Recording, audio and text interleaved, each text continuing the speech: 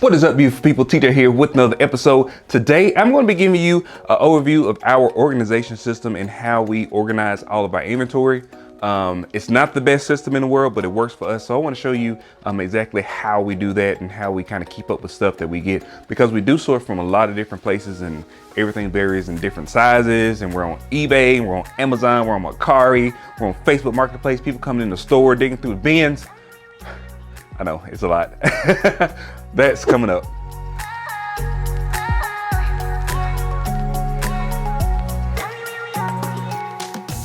All right, so I'm going to jump into the tour pretty quickly. This is going to be a very simple video. I'm not going to go get too technical, but I do want to show you some of the key areas where we store items and how we store those items.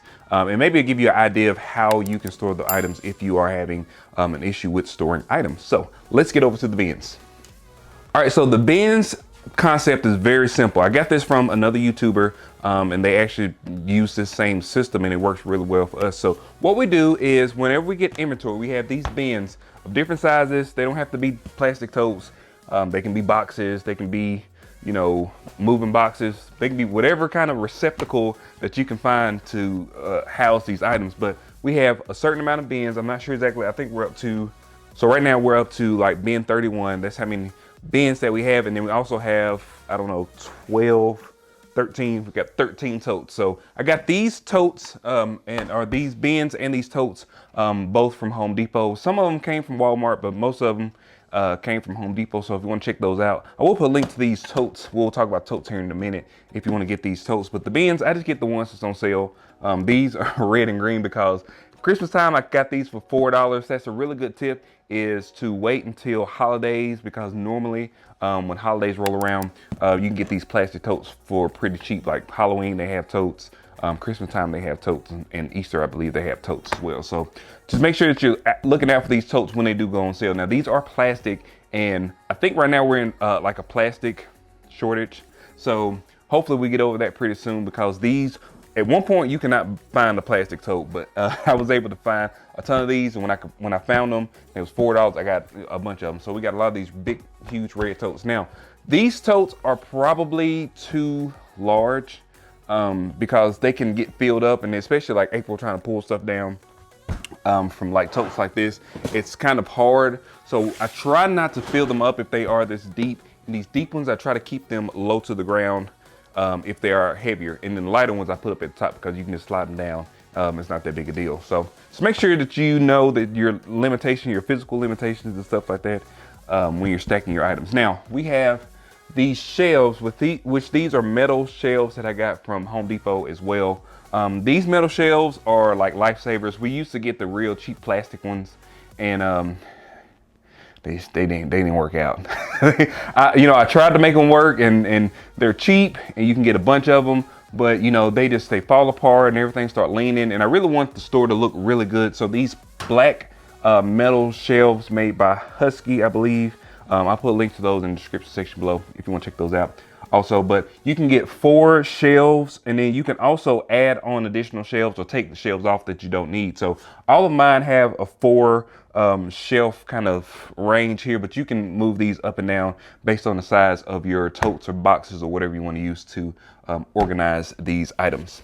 Now for plastic totes, these are Husky totes. I got these from Home Depot as well, obviously, because they're Husky. I think that's Home Depot's brand. But I got these plastic totes. They do have a different brand that you can get that's a little bit cheaper. However, you can't mix the 2 brands together because they are stackable. So make sure that before you buy a bunch of different kinds, that they are stackable. They can't stack on each other, because I bought these Husky ones and I bought those other ones, and yeah, they don't match.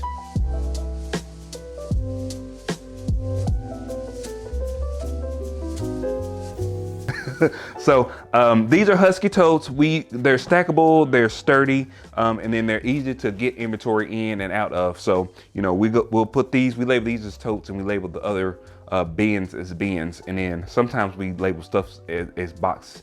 And we'll get into the reason I use the word box on some of them in just a little bit. So these are the plastic totes, and in general what we try to do is we just try to fill up evenly all of the totes and bins. So we'll randomly choose a bin or a tote and say, okay, this is the tote and bin that we're going to put the items in today, and then tomorrow we'll choose another bin or tote, you know. And if one fills up, we'll just of course just change to another one. So okay, so by now you're probably asking yourself, well, TJ, what do you do with all those big huge items that you get? Because you do get big huge items sometimes. So what we do with the big huge items is we normally store them on the top shelf up here. So you can see up here at the top there's some big items, and on this shelf in the back, these are big items. So we generally know if it's on a shelf because we'll put shelf in the custom SKU, and what shelf means is either on that shelf, on that top shelf, or it's on that top shelf over there. So just come up with a place that's common for large items, whether that be a storage building, whether it be your garage,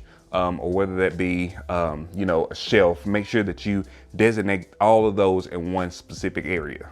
All right, so in our store, which y'all have seen this room a couple times before, but in our store, we do have items that are low dollar, pretty much items that are like $10 or less that we won't sell on eBay. They have to go somewhere. We have to be able to sell them somewhere. So in general, they live on this shelf. So this is like the low dollar shelf. We put everything on here that's like $1, $2, $5, $10, stuff like that. And we put them over here. And then whenever we run like a $5 sale or a $1 sale at the store, they're already here. We can just pull these outside or have them back here in one space, so we know exactly where those items lay.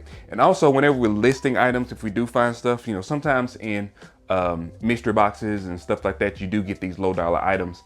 We just throw them all over here. That way they're all over here. They're ready to be listed or pulled as needed to sell stuff. Now also, we do have people that come in the store and buy stuff, so they can come and shop off the shelf, and pretty much we just say, you know, this shelf is $10 and under. So, you know, we have a tote that's $10, a tote that's $5, and then the other totes are $1. So everything back here is just like $1, $2, $5 on this shelf. Okay, so now let's get to the boxes. So the boxes is a little bit different because I try to not use the box word, because sometimes that can get confusing with the different boxes that we have in the different areas. But these are just Home Depot boxes. These are the large Home Depot boxes. These are the longer. They do have some that are square. These are longer, and I'm not sure what the dimensions of these are, but I'll put it on the screen right here. So these are, I just get a ton of these boxes. I think I bought like 30 of them. And then every time we get inventory in and I want to house these items until we list them, I do put them in a box. Now, the process that we use is, you know, we unbox at the studio, which is at my house, and we'll put the items in a box. And then, so like this may be box 1, this may be box 2, this may be box 3. And I write on there with the Sharpie and say, okay, this is box 1, this is box 2, this is box 3. And then when we bring them over to the store, I take them out of, you know, you can pull up a custom SKU, which I'll show you that here in just a little bit. I pull up box 1 on eBay, and then have all the items that's in box 1, and then I can distribute those to the different bins out in the store. And then those boxes, they come back here empty, or I put them in the back room, and then I can fill it up with more merchandise once we get them. This is just a better way for me to kind of stack up inventory where it's not just laying around everywhere, and it kind of looks a little more presentable when you have it, you know, your death pile inside of these boxes, because it's not just stuff just kind of laying around everywhere.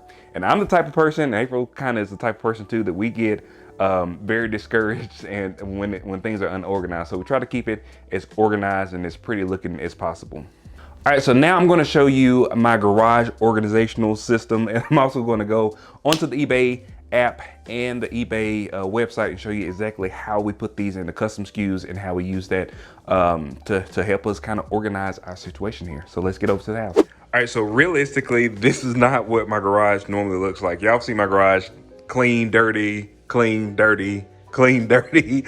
So right now it's just like a bunch of crap in here. The reason it's like this is because we're trying to organize everything at the store, and I want the store to be well organized, and we'll take this stuff over. So let me kind of give you a synopsis of this mess that we got going on here. So this stuff over here, these boxes are labeled, and all this stuff is listed, and it does have an associated box number. That's why I say I don't like using the box number, because if it has a box number, that means it's in here, and I don't want stuff in here. So I try not to use the box number. I try to put stuff in bins at the store. So, you know, we have like box, I think it starts with 7. So box 7, 8, 9, and 10 and 11. So all these items right here are listed. These items on this side is not listed. So this is stuff that will be in a box that would be like a death pile type of box. So this would be the boxes that will go in the back of the store. Now, some of these boxes are kind of overfilled, so I'll have to put them in other boxes, but I think I have about 4 boxes or so of stuff that I could put in the boxes and take them over to the store right now to kind of clean them out of here, which I'm going to actually do this weekend, hopefully. But we also do the pallets in here, and the pallets is really what our bottleneck is, because when we do pallets, normally it's bigger items, and then we don't have anywhere to put them because we have limited storage space for those items. So those items sometimes will end up in the actual storage unit until we can list them. But I don't like putting stuff in the storage unit because obviously when it goes to the storage unit, you forget about it, you move on, and then that stuff just sits there. So I put it here so it's an eyesore. I want to get my garage back so I can park my car in here. And so I'll work hard to kind of get this cleaned up. So this should be cleaned up, by the end of this weekend. I can get everything kind of organized and moved out. But like I said, this stuff is listed. We have sold stuff, a lot of stuff out of this pile, and now start putting more stuff in there as we get new stuff in.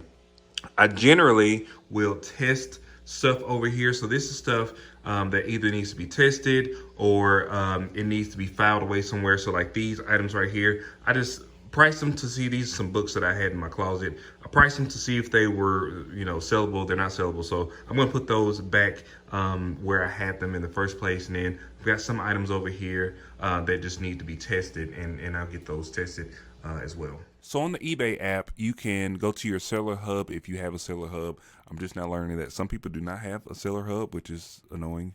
But if you go to your seller hub, you should be able to see a screen that looks something very similar to this. And there is a aisle here, or column here, for custom label. That is where we put the bin numbers. You can see there's just a few items that don't have a bin number, and the rest of these items pretty much have a bin number. So this is where you would need to type that in. So I'm gonna go to a listing, and I'm gonna show you exactly where to input that.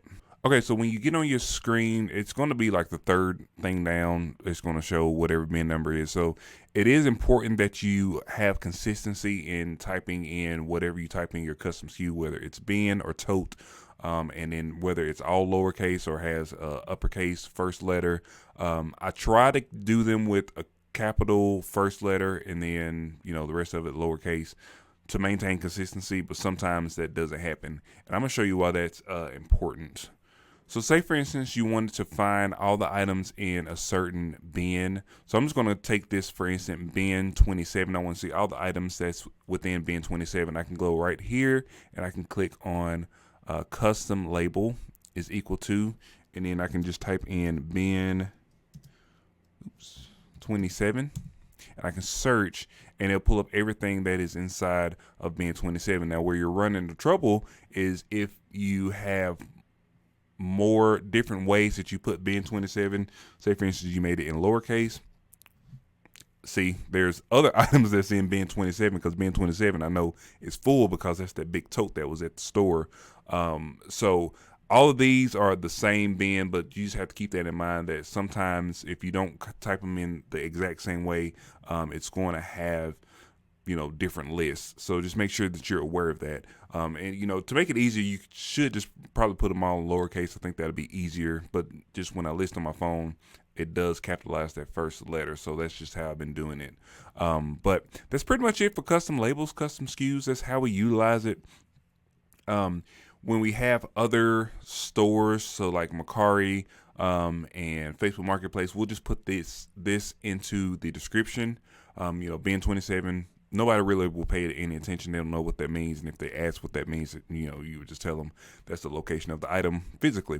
Now, sometimes I put garage in this custom label. Those are actually the items that are physically, that's physically in my garage. So those items are waiting to be put in a different bin, but I can just pull up everything that shows in the garage. And I think I cleared this out the other day because I don't want to have anything in the garage. Yeah, so everything that was in the garage has been cleared out and put into a different bin or a different tote. That way I don't have anything specifically in the garage. All right, so I hope you got some kind of value out of that. I really want to showcase how we organize the items in the store, because I know that is one of the things that we struggle with at the beginning, and now we're kind of getting a little bit of a handle on that. So just make sure that you find a process that works for you, and implement that process. And when you fail, or if you fail, just kind of learn from that, and make some changes, and then really try to strive to get something that works for you. So if you like these types of videos, please like, share, and subscribe. Really appreciate it. Also hit that bell icon so you get notifications whenever we release new videos. If y'all want to check out the Pallet Jackin merch, make sure you head on over to pjlmerch.com.